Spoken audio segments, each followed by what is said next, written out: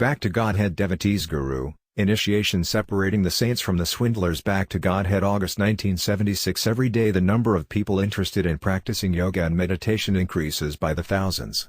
Unfortunately, a person looking for a suitable teacher is likely to encounter a bewildering array of gurus, mystics, and self-made gods. In an interview with the London Times, His Divine Grace A.C. Bhaktivedanta Swami Prabhupada explains how a sincere seeker can tell the difference between a cheater and a genuine teacher. Reporter: Your Grace, it seems that more people than ever are seeking some kind of spiritual life. I wonder if you could tell me why this is so. Srila Prabhupada: The desire for spiritual life is an absolutely natural hankering. Because we are spirit souls, we cannot be happy in the material atmosphere. If you take a fish out of the water, it cannot be happy on land. Similarly, if we are without spiritual consciousness, we can never be happy. Today, so many people are after scientific advancement and economic development, but they are not happy because these are not the actual goals of life. Many young people are realizing this, and they are rejecting materialistic life and are trying to search for spiritual life. Actually, this is the proper search. Krishna consciousness is the proper goal of life. Unless you take to Krishna consciousness, you cannot be happy. That is a fact. Therefore, we invite everyone to study and understand this great movement. Reporter: What frankly worries me is that since the arrival in Britain some time ago of an Indian yogi, who was the first guru that most people ever heard of, a lot of gurus have suddenly appeared out of nowhere. Sometimes I get the feeling that all of them are not as genuine as they ought to be. Would it be right to warn people who are thinking of taking up spiritual life that they should make sure that they have a genuine guru to teach them? Srila Prabhupada: Yes. Of course, to search out a guru is very nice, but if you want a cheap guru, or if you want to be cheated, then you will find many cheating gurus. But if you are sincere, you will find a sincere guru. Because people want everything very cheaply, they are cheated. We ask our students to refrain from illicit sex, meat eating, gambling, and intoxication. People think that this is all very difficult, a botheration. But if someone else says, you may do whatever nonsense you like, simply take my mantra, then people will like him. The point is that people want to be cheated, and therefore cheaters come. No one wants to undergo any austerity. Human life is meant for austerity, but no one is prepared to undergo austerity. Consequently, cheaters come and say, no austerity. Whatever you like, you do. Simply pay me and I'll give you some mantra and you'll become God in 6 months. All this is going on. If you want to be cheated like this, the cheaters will come. Reporter: What about the person who seriously wants to find spiritual life, but who happens to finish up with the wrong guru? Srila Prabhupada: If you simply want an ordinary education, you have to devote so much time, labor, and understanding to it. Similarly, if you are going to take to spiritual life, you must become serious. How is it that simply by some wonderful mantras, someone can become God in 6 months? Why do people want something like that? This means that they want to be cheated. Reporter: How can a person tell he has a genuine guru? Srila Prabhupada: Can any of my students answer this question? A disciple: Once I remember John Lennon asked you, how will I know who is the genuine guru? And you answered, just find out the one who is most addicted to Krishna. He is genuine. Srila Prabhupada: Yes. The genuine guru is God's representative, and he speaks about God and nothing else. The genuine guru is he who has no interest in materialistic life. He is after God, and God only. That is one of the tests of a genuine guru, Brahmanistham.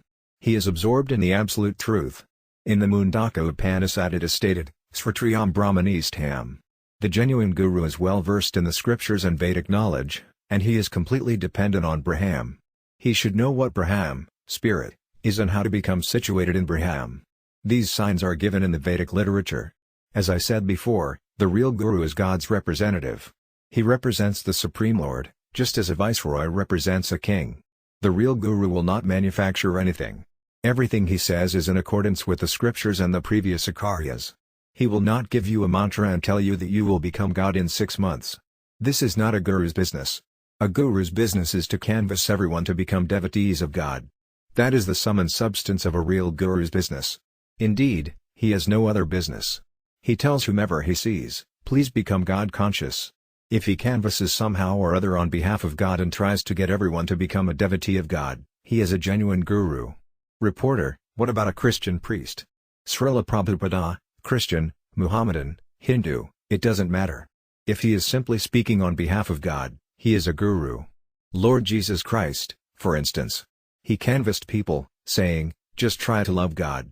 Anyone, it doesn't matter who, be he Hindu, Muslim, or Christian, is a guru if he convinces people to love God. That is the test. The guru never says, "I am God," or "I will make you God." The real guru says, "I am a servant of God, and I will make you a servant of God also." It doesn't matter how the guru is dressed. As Chaitanya Mahaprabhu said, whoever can impart knowledge about Krishna is a spiritual master. A genuine spiritual master simply tries to get people to become devotees of Krishna, or God. He has no other business. Reporter: But the bad gurus, if you want to be cheated, you will find cheating gurus. But if you are sincere, you will find a sincere guru. Srila Prabhupada: And what is a bad guru? Reporter: A bad guru just wants some money or some fame. Srila Prabhupada: Well, if he is bad, how can he become a guru? Laughter: How can iron become gold? Actually, a guru cannot be bad, for if someone is bad, he cannot be a guru. You cannot say bad guru. That is a contradiction. What you have to do is simply try to understand what a genuine guru is. The definition of a genuine guru is that he is simply talking about God, that's all. If he's talking about some other nonsense, then he is not a guru. A guru cannot be bad. There is no question of a bad guru, any more than a red guru or a white guru. Guru means genuine guru. All we have to know is that the genuine guru is simply talking about God and trying to get people to become God's devotees. If he does this, he is genuine. Reporter: If I wanted to be initiated into your society, what would I have to do? Srila Prabhupada: First of all, you'd have to give up illicit sex life. Reporter: Does that include all sex life? What is illicit sex life? Srila Prabhupada: Illicit sex is sex outside of marriage. Animals have sex with no restrictions, but in human society there are restrictions. In every country and in every religion, there is some system of restricting sex life. You would also have to give up all intoxicants, including tea, cigarettes, alcohol, marijuana, anything that intoxicates. Reporter: Anything else? Srila Prabhupada: You'd also have to give up eating meat, eggs, and fish. And you'd have to give up gambling as well. Unless you give up these 4 sinful activities, you could not be initiated. Reporter: How many followers do you have throughout the world? Srila Prabhupada: For anything genuine, the followers may be very few. For something rubbish, the followers may be many. Still, we have about 5,000 initiated disciples. Reporter: Is the Krishna consciousness movement growing all the time? Srila Prabhupada: Yes, it is growing, but slowly. This is because we have so many restrictions. People do not like restrictions. Reporter: Where is your following the greatest? Srila Prabhupada: In the United States, Europe, South America, and Australia. And, of course, in India there are millions who practice Krishna consciousness. Reporter: Could you tell me what the goal of your movement is? Srila Prabhupada: The purpose of this Krishna consciousness movement is to awaken man's original consciousness. At the present moment our consciousness is designated. Someone is thinking, "I am an Englishman," and another is thinking, "I am an American." Actually, we do not belong to any of these designations. We are all part and parcel of God, that is our real identification. If everyone simply comes to that consciousness, all the problems of the world will be solved. Then we shall come to know that we are one, the same quality of spirit soul. The same quality of spirit soul is within everyone, although it may be in a different dress. This is the explanation given in Bhagavad Gita. Krishna consciousness is actually a purificatory process, sarvopati vinirmuktam. Its purpose is to make people free from all designations, tat paratvina nirmalam. When our consciousness becomes purified of all designations, the activities we carry out with our purified senses make us perfect.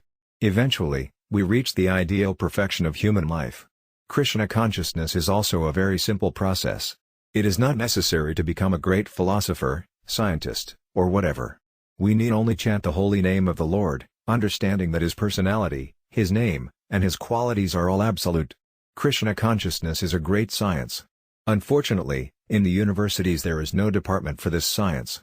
Therefore we invite all serious men who are interested in the welfare of human society to understand this great movement and, if possible, take part in it and cooperate with us. The problems of the world will be solved.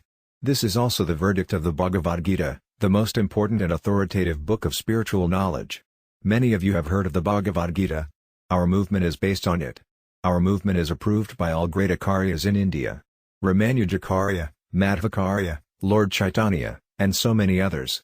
You are all representatives of newspapers, so I ask you to try to understand this movement as far as possible for the good of all human society. Reporter, do you think your movement is the only way to know God? Srila Prabhupada, yes. Reporter, how are you assured of that? Srila Prabhupada, from the authorities and from God, Krishna. Krishna says, abandon all varieties of religion and just surrender unto me. I shall deliver you from all sinful reaction. Do not fear. Bhagavad Gita 18.66. Reporter, does surrender mean that someone would have to leave his family?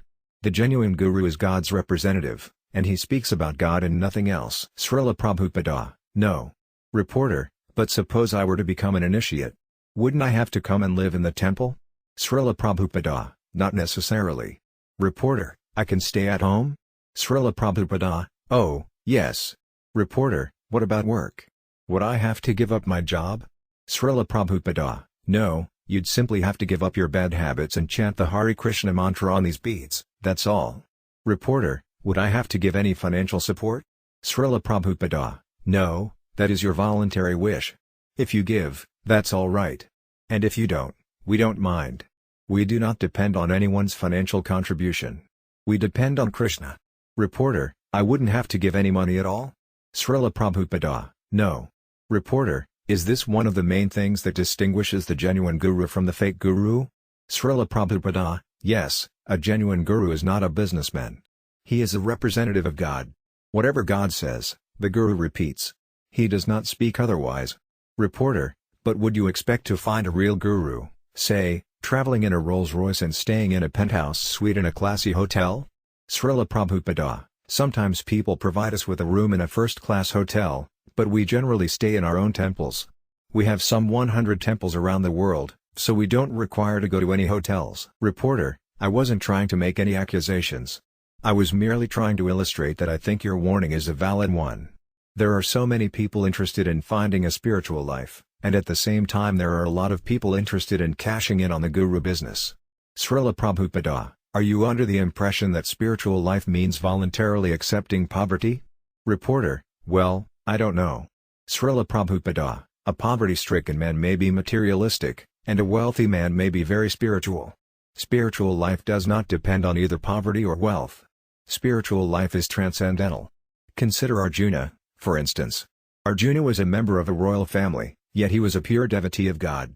And in the Bhagavad Gita Sri Krishna says, Evam parampara praptam imam rajasayovija, this supreme science was received through the chain of disciplic succession, and the saintly kings understood it in that way, BG 4.2. In the past, all kings who were saintly understood spiritual science. Therefore, spiritual life does not depend on one's material condition. Whatever a person's material condition may be, he may be a king or a pauper, he can still understand spiritual life. Generally people do not know what spiritual life is, and therefore, they unnecessarily criticize us. If I asked you what spiritual life is, how would you answer? Reporter, well, I'm not sure. Whatever God says, the guru repeats. He does not speak otherwise. Srila Prabhupada, although you do not know what spiritual life is, you still say, it is this, or it is that. But first you should know what spiritual life is. Spiritual life begins when you understand that you are not your body. This is the real beginning of spiritual life. By seeing the difference between yourself and your body, you come to understand that you are a spirit soul, Aham Brahmasmi. Reporter, do you think this knowledge should be a part of everyone's education? Srila Prabhupada, yes. People should first be taught what they are. Are they their bodies, or something else? That is the beginning of education. Now everyone is educated to think he is his body. Because someone accidentally gets an American body, he thinks, I am an American. This is just like thinking, I am a red shirt, just because you are wearing a red shirt. You are not a red shirt, you are a human being. Similarly, this body is like a shirt or coat over the real person, the spirit soul. If we recognize ourselves simply by our bodily shirt or coat, then we have no spiritual education. Reporter, do you think that such education should be given in schools? Srila Prabhupada, yes, in schools, colleges, and universities. There is an immense literature on this subject, an immense fund of knowledge. What is actually required is that the leaders of society come forward to understand this movement. Reporter, have you ever had people come to you who had previously been involved with a fake guru? Srila Prabhupada, yes, there are many. Reporter, Were their spiritual lives in any way spoiled by the fake gurus? Srila Prabhupada: no, they were genuinely seeking something spiritual, and that was their qualification. God is within everyone's heart, and as soon as someone genuinely seeks Him, He helps that person find a genuine guru.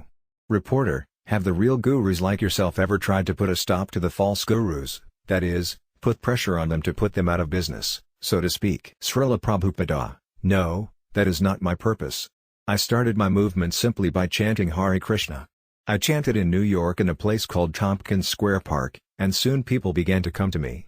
In this way, the Krishna consciousness movement gradually developed. Many accepted, and many did not accept. Those who were fortunate have accepted. Reporter: don't you feel that people are suspicious because of their experience with fake gurus? If you went to a quack dentist and he broke your tooth, you might be suspicious about going to another dentist. Srila Prabhupada: yes. Naturally, if you are cheated, you become suspicious. But this does not mean that if you are cheated once, you will always be cheated. You should find out someone genuine. But to come to Krishna consciousness, you must be either very fortunate or well aware of this science. From the Bhagavad Gita we understand that the genuine seekers are very few. Manyasayanam sahasrasu kasadyatadi siddhe. Out of many millions of people, there may be only one who is interested in spiritual life. Generally, people are interested in eating, sleeping, mating, and defending. So how can we expect to find many followers? It is not difficult to notice that people have lost their spiritual interest. And almost all those who are actually interested are being cheated by so-called spiritualists. You cannot judge a movement simply by the number of its followers. If one man is genuine, then the movement is successful. It is not a question of quantity, but quality. Reporter: I wondered how many people you think might have been taken in by fake gurus. Srila Prabhupada: practically everyone. Laughter: there is no question of counting. Everyone. Reporter: this would mean thousands of people, wouldn't it? Srila Prabhupada: millions. Millions have been cheated, because they want to be cheated. God is omniscient. He can understand your desires. He is within your heart, and if you want to be cheated, God sends you a cheater. Reporter: is it possible for everyone to attain the perfectional stage you spoke of previously? Srila Prabhupada: within a second. Anyone can attain perfection within a second, providing he is willing. The difficulty is that no one is willing. In the Bhagavad Gita Krishna says, Sarva dharman parityajya mamekam saranam vraya, simply surrender unto me, BG. 18.66. But who is going to surrender to God? Everyone says, oh, why should I surrender to God? I will be independent. If you simply surrender, it is a second's business. That's all. But no one is willing, and that is the difficulty. Reporter: when you say that lots of people want to be cheated, do you mean that lots of people want to carry on with their worldly pleasures and at the same time, by chanting a mantra or by holding a flower, achieve spiritual life as well? Is this what you mean by wanting to be cheated? Srila Prabhupada: yes, this is like a patient thinking, I shall continue with my disease, and at the same time I shall become healthy. It is contradictory. The first requirement is that one become educated in spiritual life. Spiritual life is not something one can understand by a few minutes talk. There are many philosophy and theology books, but people are not interested in them. That is the difficulty. For instance, Srimad Bhagavatam is a very long work, and if you try to read this book, it may take many days just to understand one line of it. The Bhagavatam describes God, the absolute truth, but people are not interested. And if, by chance, someone becomes a little interested in spiritual life, he wants something immediate and cheap. Therefore, he is cheated. Actually, human life is meant for austerity and penance. That is the way of Vedic civilization. In Vedic times they would train boys up as brahmacharis, no sex life was allowed at all up to the age of 25. Where is that education now? A brahmachari is a student who lives a life of complete celibacy and obeys the commands of his guru at the Gurukula, school of the spiritual master. Now schools and colleges are teaching sex from the very beginning, and 12 or 13-year-old boys and girls are having sex. How can they have a spiritual life? Spiritual life means voluntarily accepting some austerities for the sake of God realization. That is why we insist on no illicit sex, meat eating, gambling, or intoxication for our initiated students. Without these restrictions, any yoga meditation or so-called spiritual discipline cannot be genuine. It is simply a business deal between the cheaters and the cheated. Reporter: thank you very much. Srila Prabhupada: Hare Krishna.